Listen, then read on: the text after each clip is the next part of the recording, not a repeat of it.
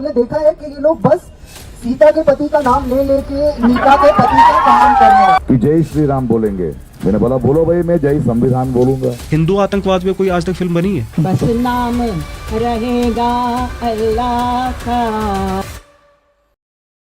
अभिजीत, आपके प्रोटेस्ट में जय श्री राम नहीं चलता, सिर्फ जय संविधान चलता है, राइट?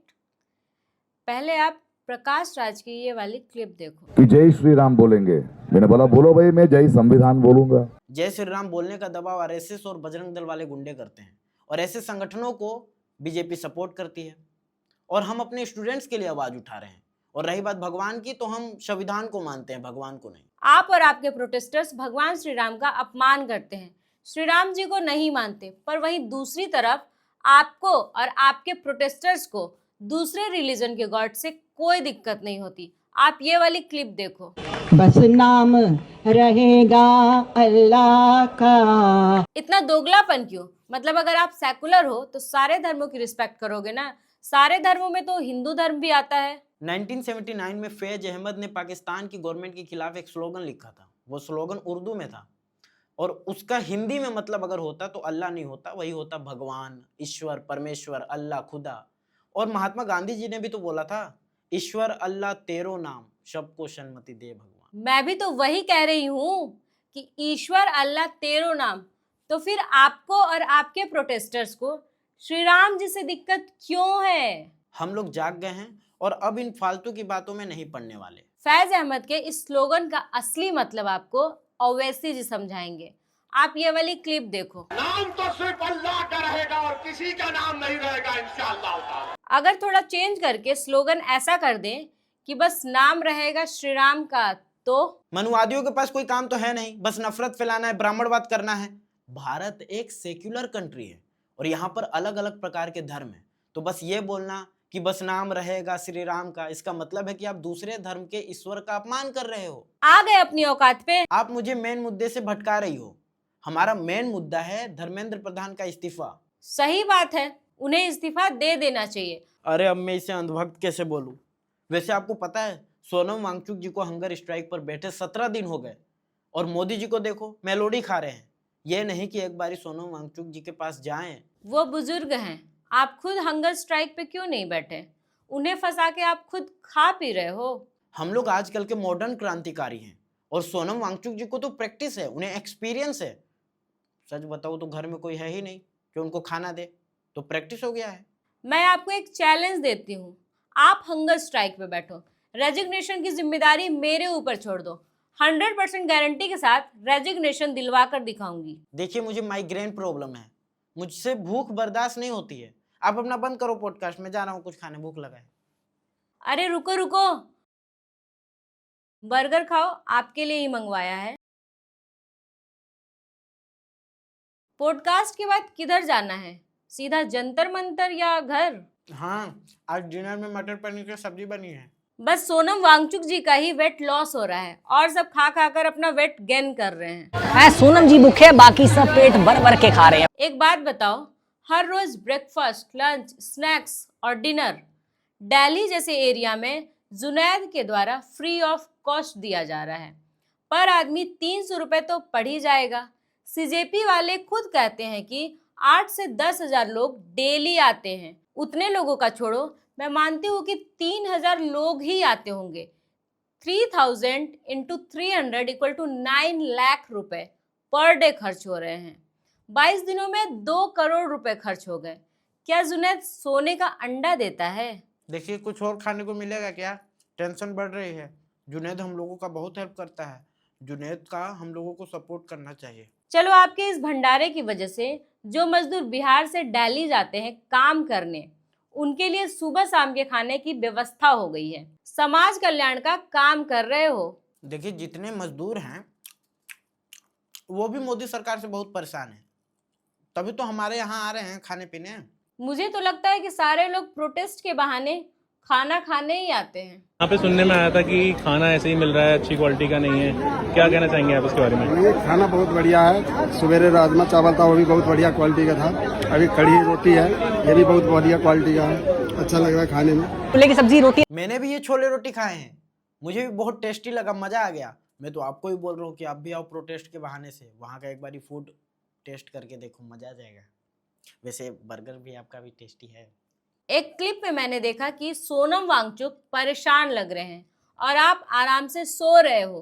कल रात को बहुत ज्यादा खाना खा लिया था तो नींद लग गई थी, थोड़ी आंख लग गई थी। वहां इस्तीफा लेने गए हो या खाना एंजॉय करने? प्रोटेस्ट के दौरान जब मन नहीं लगता तो आप क्या करते हो? हमारे पास देखिए एक इंटरटेनर है, डांसर विजेता दहिया, वो लहंगा पहन करके डांस करते हैं, बड़ा मजा आता है। उससे भी मन भर जाता है तो क्रिकेट खेल लेते हैं, क्रिकेट से मन भर जाएगा तो सर्कस वाले आ जाते हैं, वो अपना सर्कस दिखा देते हैं। और सब अगर बोर होने लगते हैं तो हम एक्टिंग करना शुरू कर देते हैं पुलिस के सामने, प्रैक्टिस भी हो जाता है थोड़ा। फाउंडर है भाई, करना पड़ता है ना। प्रोटेस्ट कर रहे हो, पार्टी कर रहे हो या सियापा? आपके एक सीजेपी प्रोटेस्टर की ये क्लिप देखो। पानी पीने गए हुए ना, अभी ये पानी पी रहे हैं। अभी देखो ये बहुत तगड़ा वाला माहौल बनाने वाले हैं। देखो अभी जा रहे हैं ये, ठीक है। कौन कैमरा ऐसे बैठने से काम नहीं चलेगा। ठीक है एक मिनट शानदार, आ जाओ। चलो भाई ये देखो अभी जा रहे हैं, ठीक है। बोल रहे थे माहौल बनाऊंगा, ये कुछ काम करने वाला। पकड़ो पकड़ो पकड़ो पकड़ो, अरे ऐसे बैठने से कुछ नहीं होगा भैया। फटाफट कैमरा स्टार्ट करो, पकड़ो पकड़ो पकड़ो स्टार्ट करो।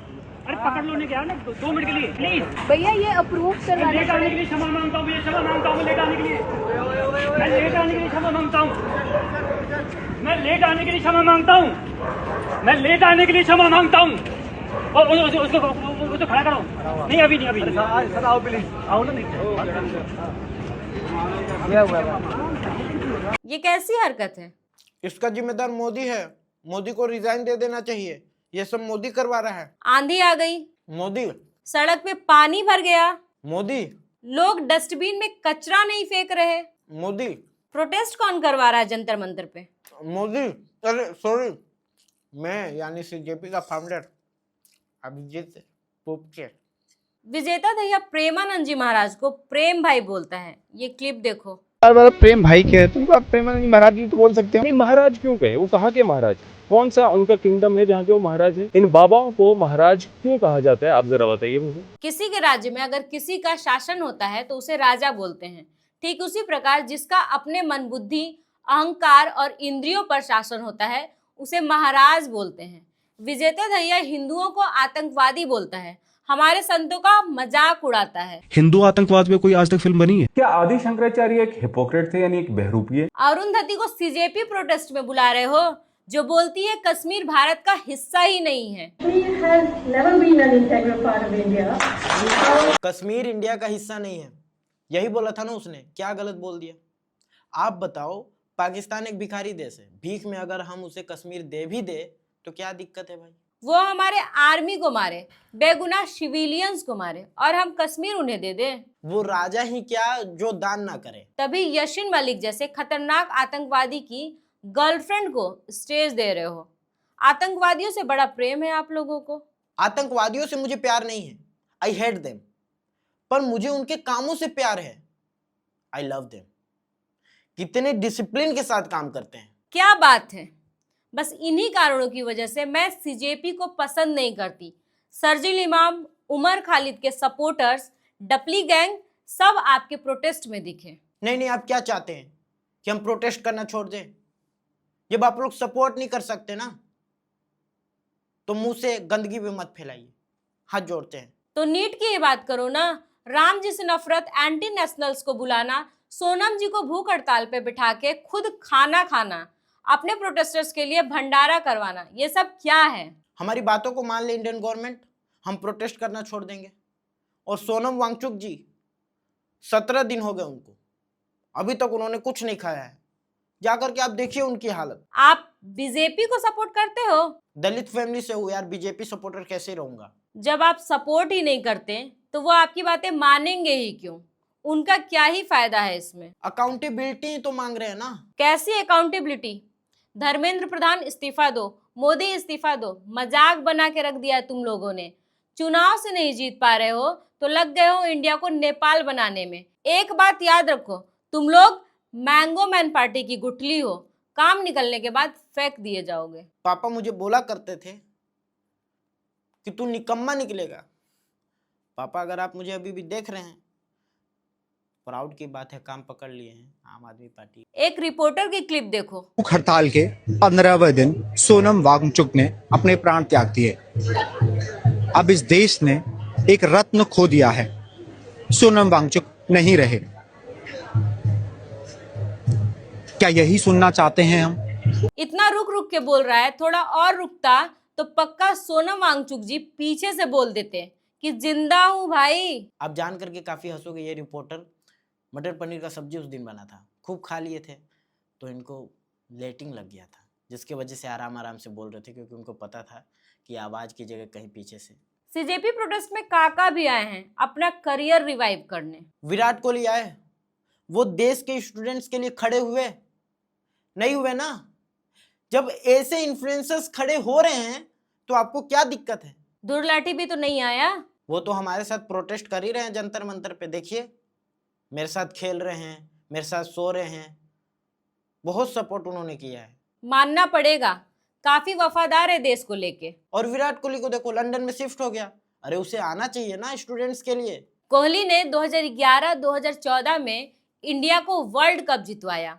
विराट कोहली किस देश को रिप्रेजेंट करता है बताइए? इंडिया को। और आप लोग किस देश को रिप्रेजेंट करते हो? धुर लाठी जर्मनी को, मैं अमेरिका को और अर्पित शर्मा ऑस्ट्रेलिया को। जहां के भी हो तुम लोग, प्रोटेस्ट अन्ना हजारे की तरह होना चाहिए। उन्होंने बिना किसी सोशल मीडिया, बिना किसी पार्टी के पूरे देश को यूनाइट कर दिया था, क्योंकि उनका एक एम था और वो उसी मुद्दे पर अंत तक टिके रहे।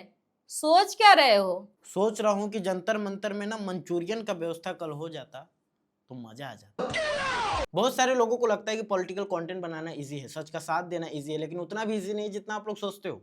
अभी कुछ ही दिनों पहले मेरी एक इंस्टाग्राम अकाउंट थी beyondberry07, जिसपे 40,000 से भी ज़्यादा फॉलोअर्स थे। वो इंस्टाग्राम अकाउंट डिसेबल्ड करा दिया गया। मेरे एक यूट्यूब चैनल थी जिसपे 1 लाख से भी ज़्यादा सब्सक्राइबर्स थे, चैनल भी उड़ा दिया गया।